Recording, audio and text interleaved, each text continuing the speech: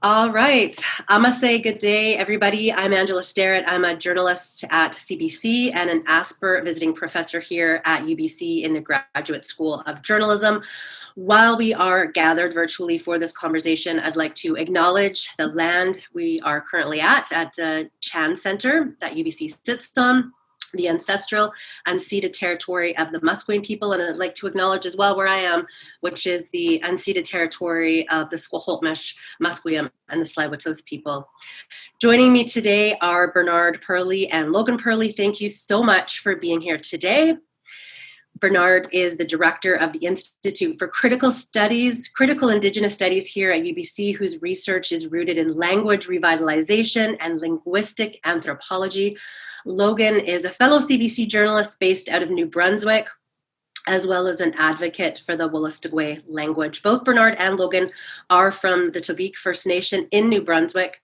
And the Chan Center is presenting Jeremy Dutcher, also from Tobique, as part of their virtual .com series this fall, and was interested in bringing you both together to discuss your shared commitment to celebrating and revitalizing the Wolastoqey language, which is something Jeremy is also deeply connected to. So welcome to you both. Thank you so much for joining me. And I just want to say what a beautiful film. It's so well done, Logan, and everyone should watch it. I was really such a rich character, such great storytelling, and just really something everybody should, I think, listen to across Canada when we're speaking about why languages are important from the sort of non-academic perspective.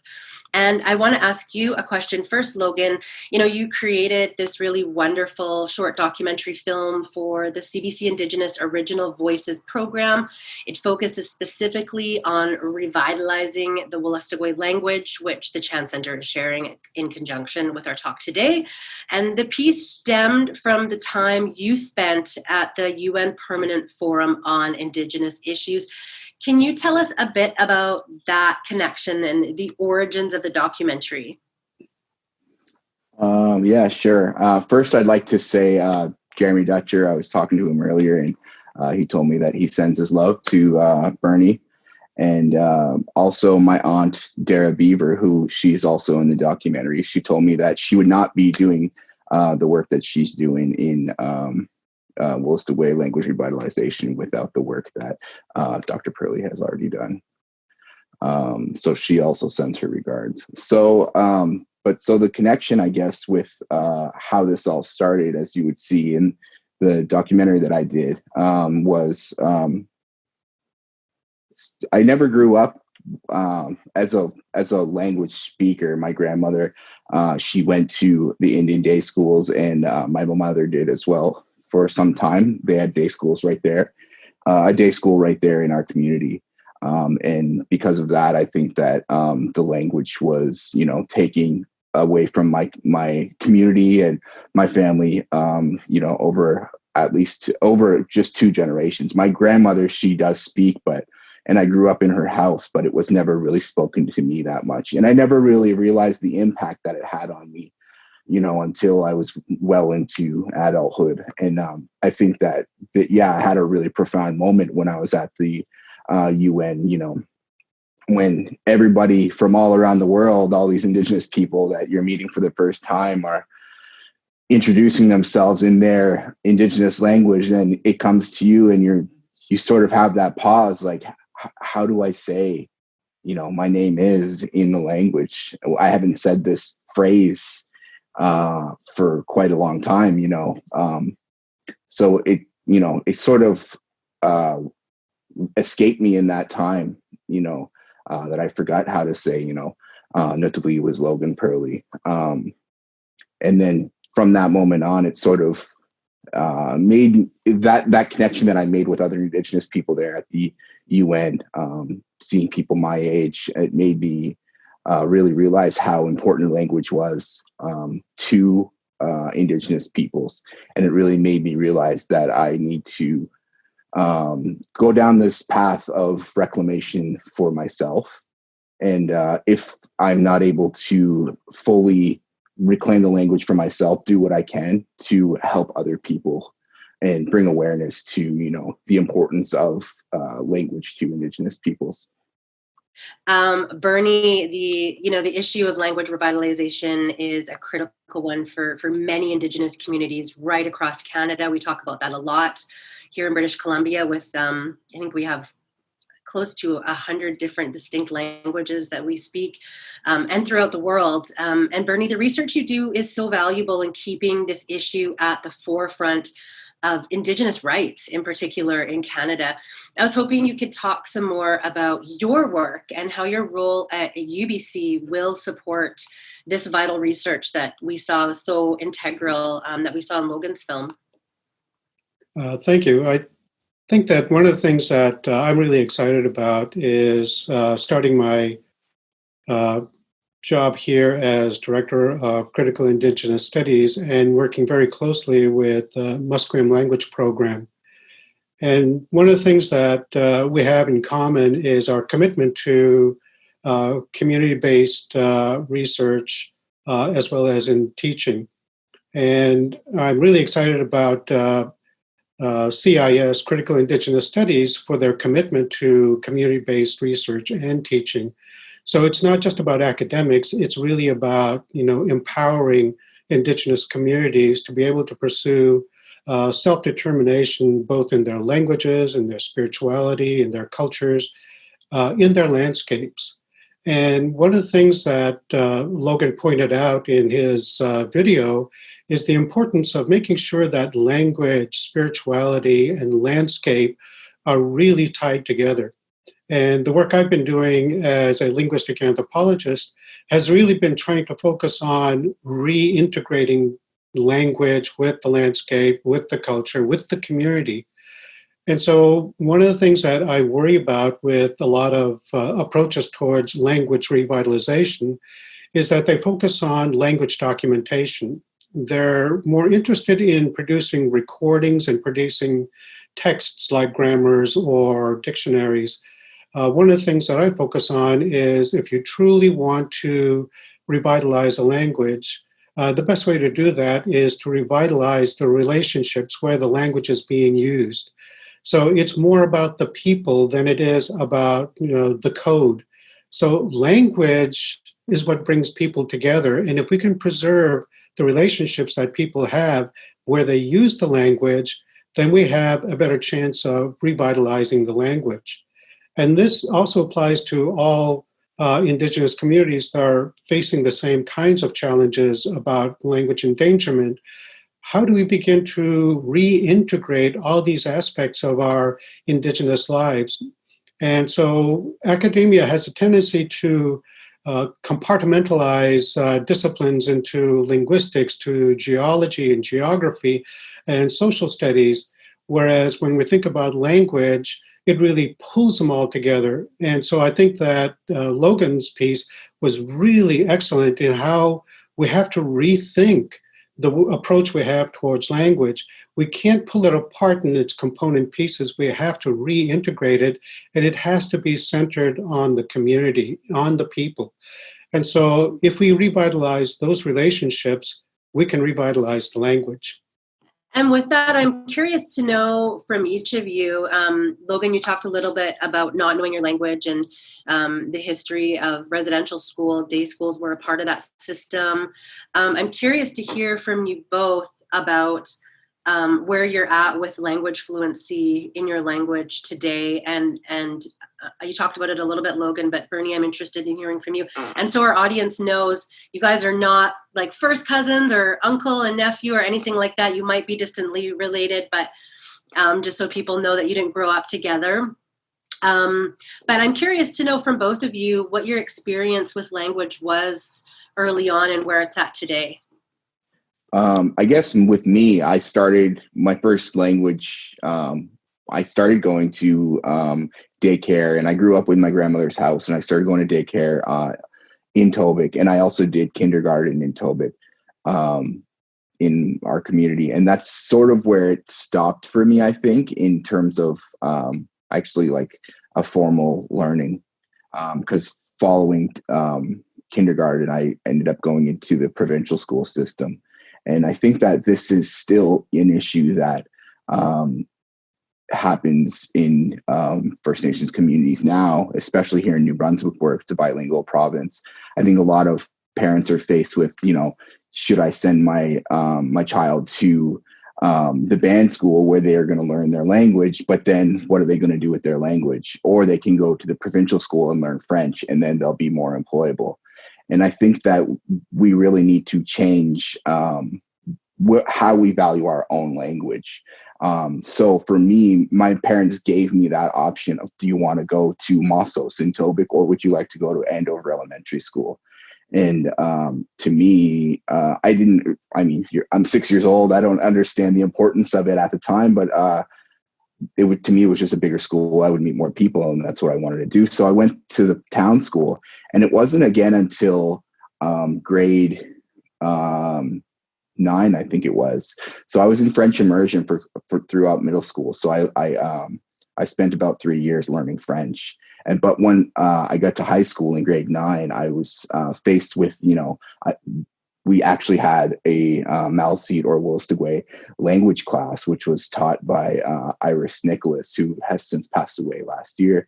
So I was faced with a choice here at that time. Was I can only take one language class in the school I was going to. So it's either do you stay with French immersion, or do you take this one Wolastoqey language class? So, I mean, at that time, it was a no-brainer for me that I just dropped French immersion. I took 3 years of French immersion. I was like, I feel like I can get by enough on French. So I wanted to take the Wolastoqey class and be with all the other kids that I knew from my community and learn the language together. So I had the opportunity to take that class, and I did it for grade 9 and 10. But then following that, I once again left, and I moved to Ontario, where there's no Wolastoqey speakers in Ontario.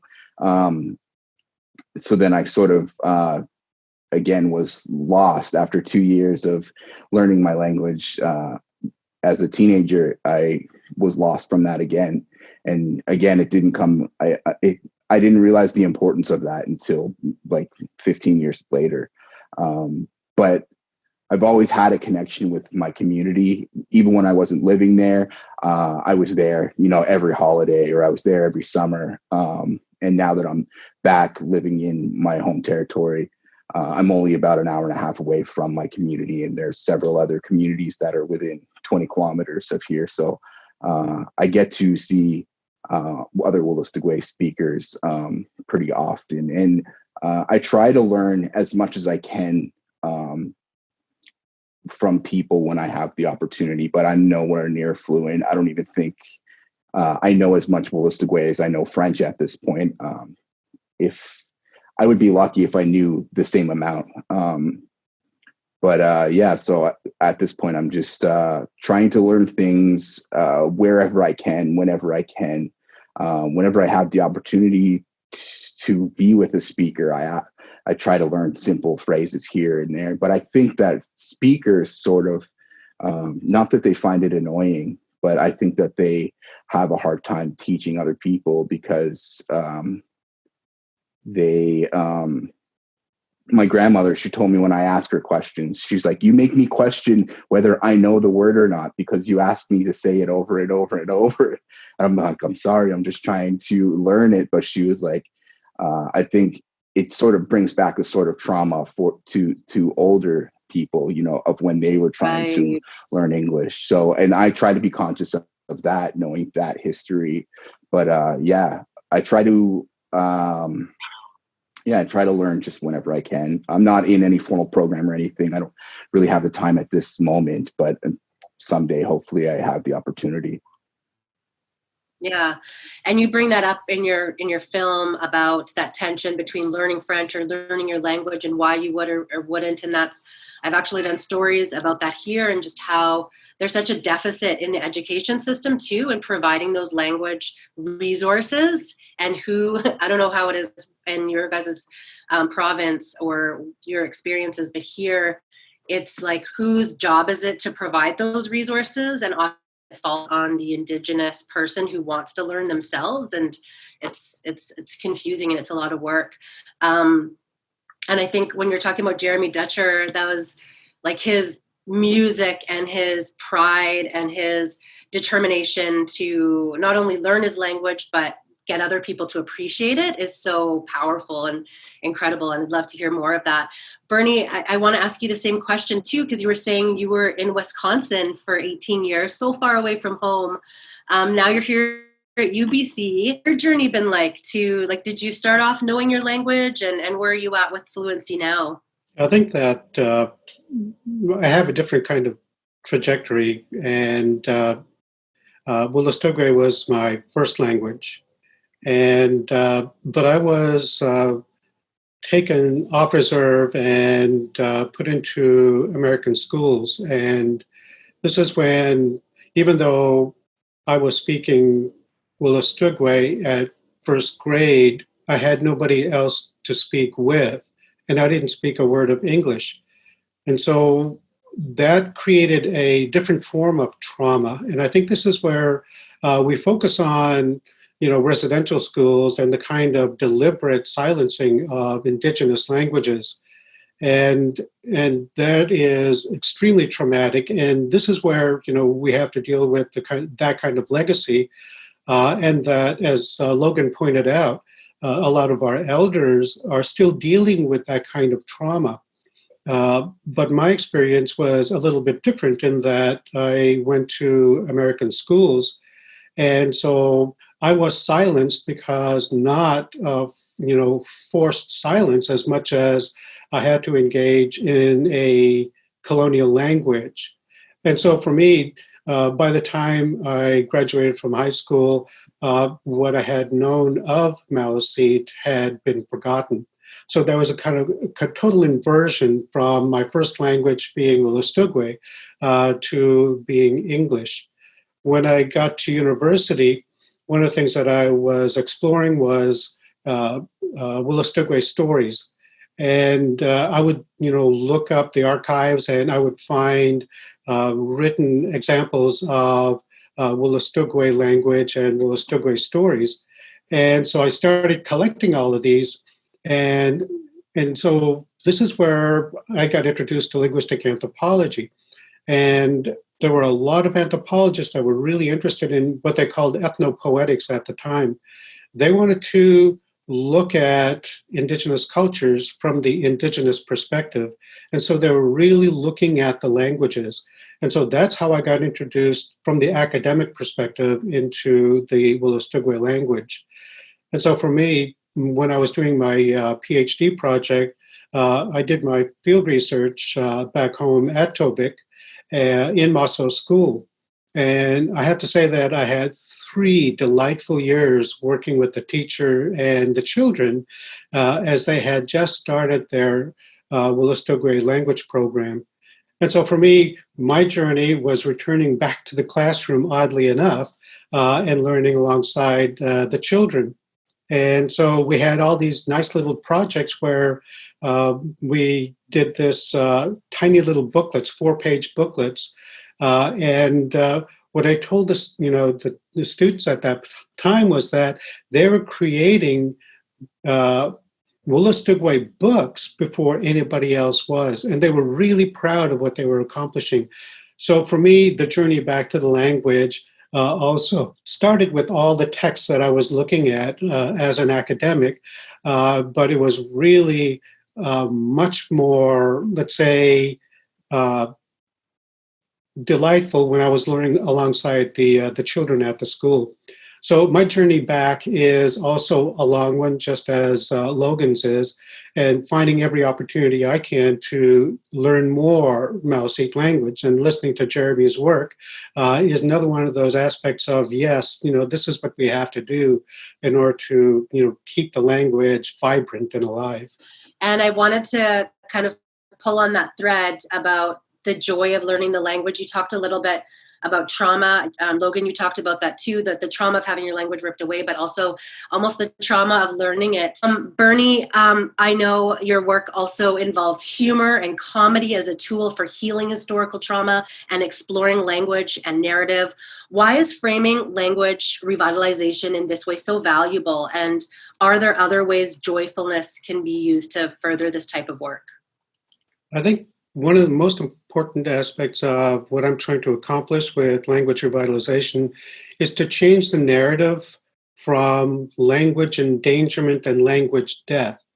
And the reason why this is important is because if we use those metaphors and make the argument that a language has become extinct, well, then we can't find a way to revitalize the language, because once it's extinct, it's gone.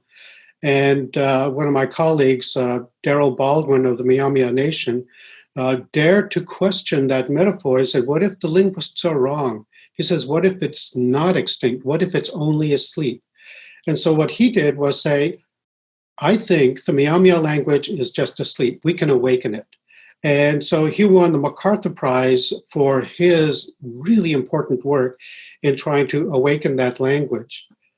And so for me, it's shifting from language death to language life. And so when you think about life, then you think about joy. And for me, instead of focusing on the trauma, how do we laugh at that trauma and then take control of the future of the language ourselves? So this is why I focus on life, humor, and joy. Logan, tell me a bit more about that aspect of it, the joy of learning the language and music in particular. I know you're a big music fan. Aside from Jeremy Dutcher, what's some of the music or art that you're drawn to that really explores language learning and sort of empowers or plays with it in this way that's sort of not hard work, but that is fun and that is enjoyable?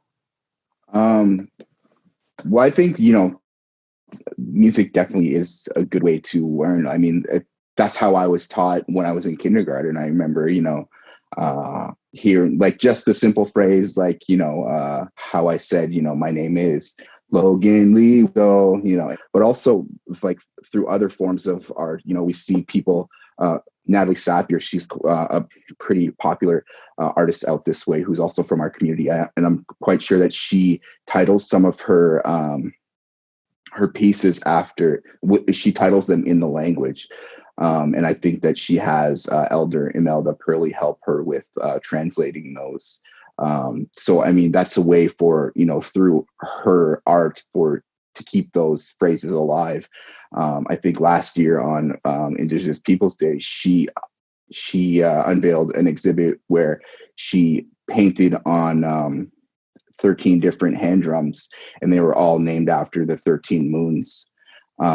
But they were all named in the language. That's one particular one that I can think of. But I think one that particularly is enjoyable for me is I only noticed it recently. I was watching Jeff Bear's series Zamagwin, which both of you may be familiar with Jeff Bear, who lives out in BC and is also from Tobic. But so he has this docuseries called Zamagwin, but Bernie's mother is in it, along with other speakers from our community, and it's narrated in Wolastoqey, and it's the conversations and interviews are recorded in Wolastoqey. And for somebody like me who doesn't know the language, just hearing it, you know what I mean, and like listening to it is really enjoyable, because this is, I'm a journalist, so being able to watch a documentary that's in the language is just so profound to me.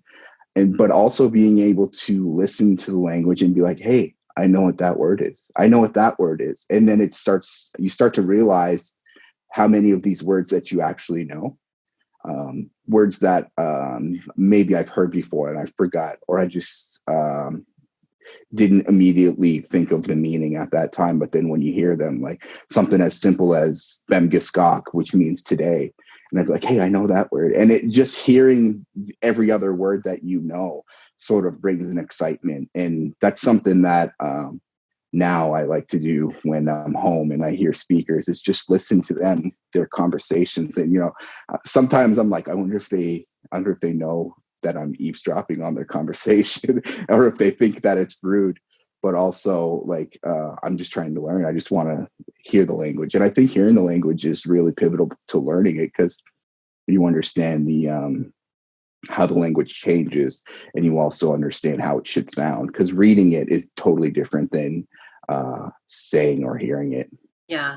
I was going to ask about the obstacles, but you guys have touched on that a lot. One of the things I think so many Indigenous people can relate to, and maybe non-Indigenous people as well, is just so many of us live in the cities now, right? I think like 70% of our people in Canada live in the cities.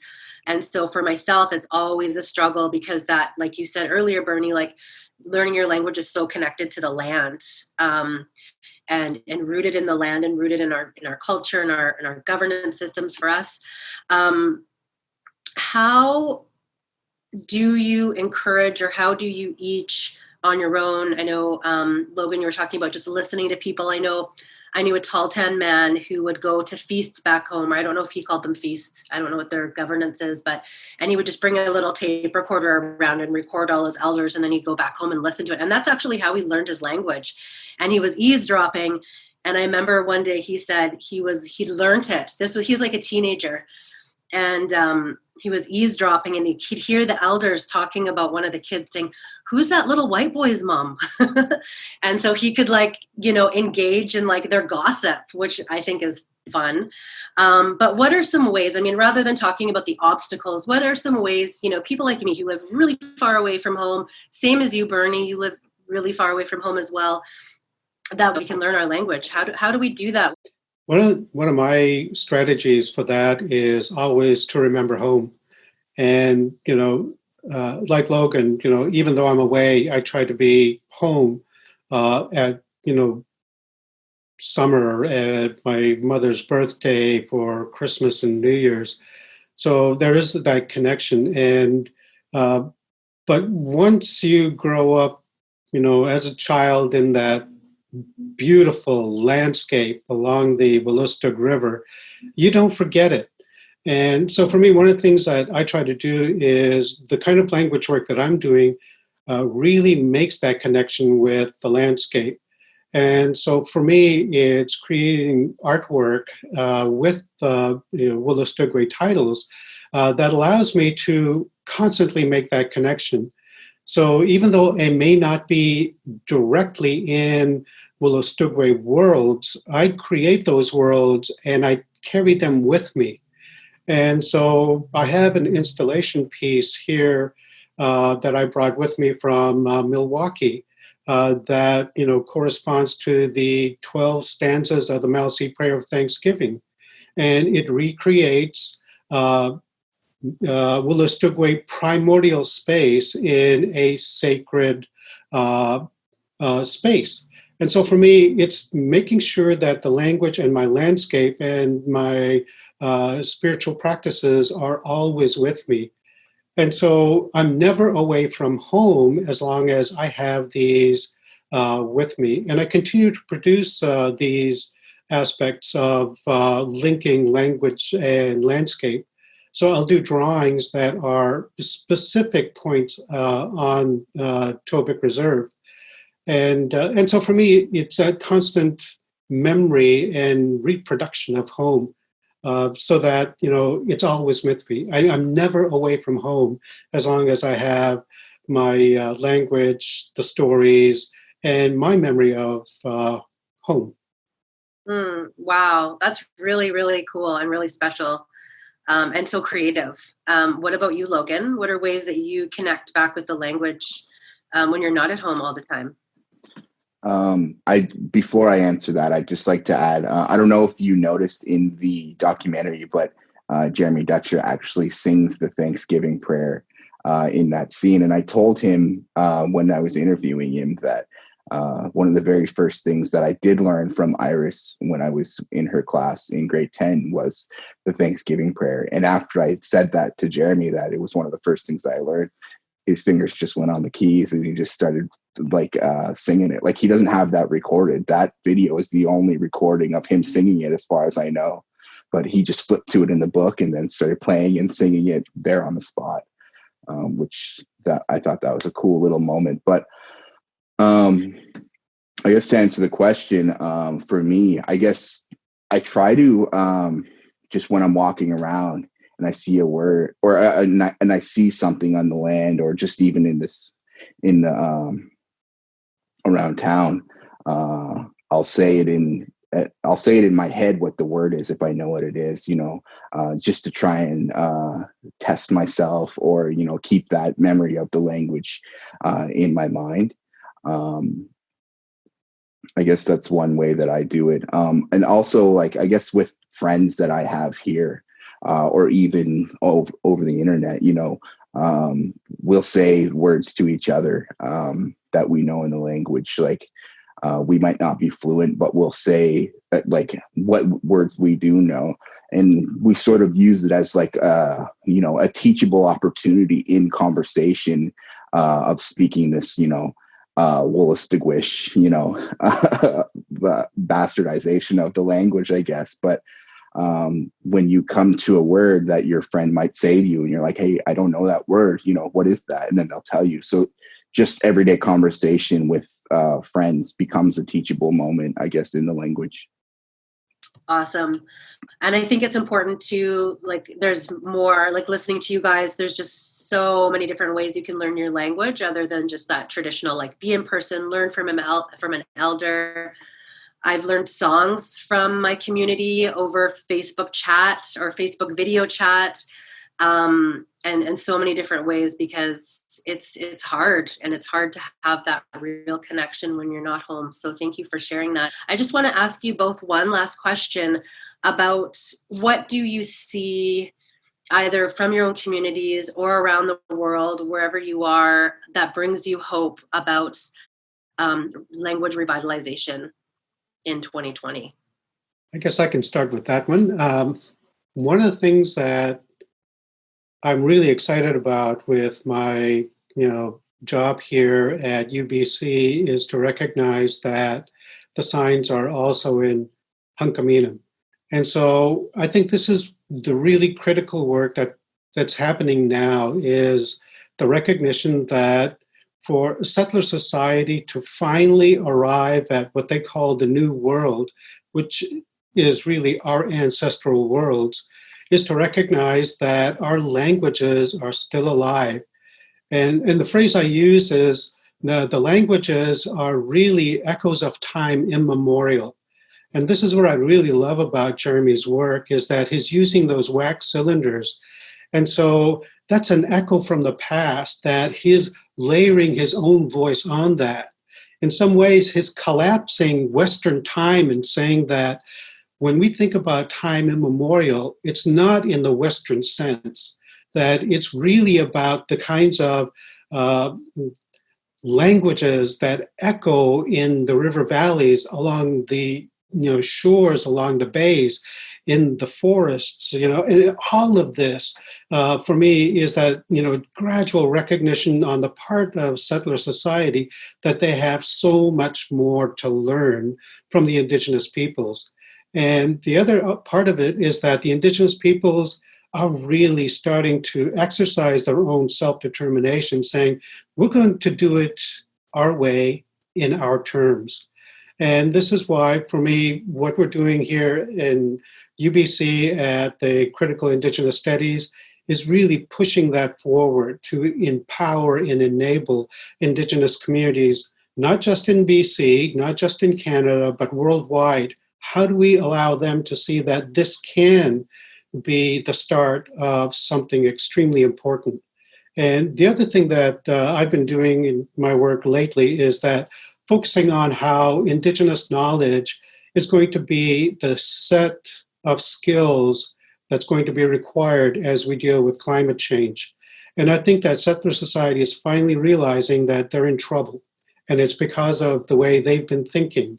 And so they're coming to Indigenous knowledge and Indigenous languages with more respect. because they know if we're going to survive, we're going to have to survive together. That's what gives me hope and optimism. Wow, I'm totally going to be rewinding this when it comes out. Just what you said, echoes of time immemorial, collapsing Western time, echoes of the forest and the rivers. How beautiful. Thank you so much for sharing that. And Logan, last thoughts to send people off with a sense of hope for the younger generations about what you see as hopeful when you see young people learning their language today.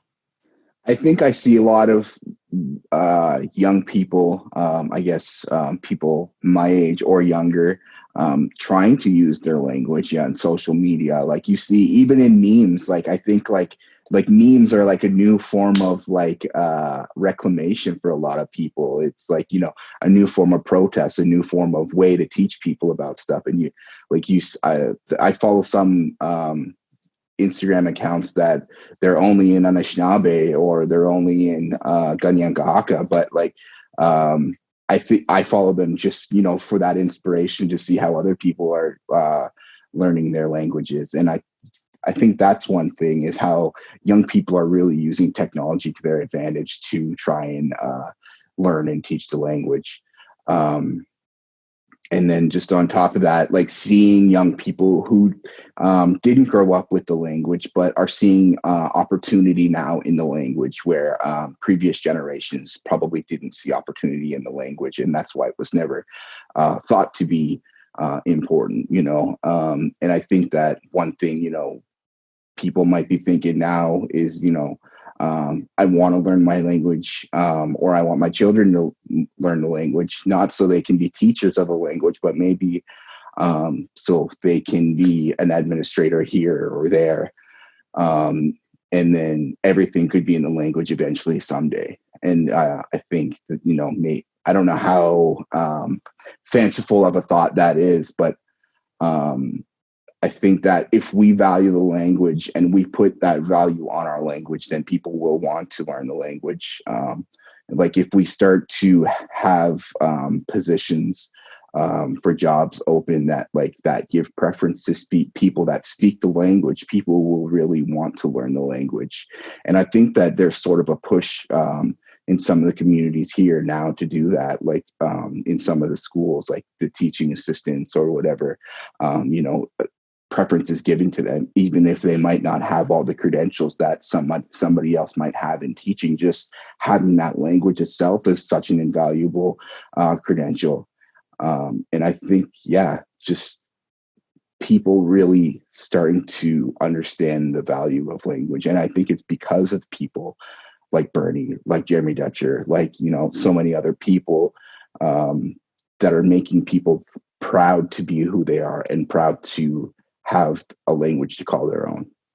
We'll end it there, but I just want to say, Amia, thank you so much from my heart for sharing your words. And that brings us to the end of this conversation. My thanks to you both, Bernie Perley and Logan Perley, for joining me today, and to everyone also for tuning in. If you haven't already done so, you can watch the CBC documentary Revitalizing the Wolastoqey Language, as well as Jeremy Dutcher's ChanCenter.com series performance at ChanCenter.com. I want to thank you so much again for sharing your words and for being with us here today. There's a game will be win. Judge.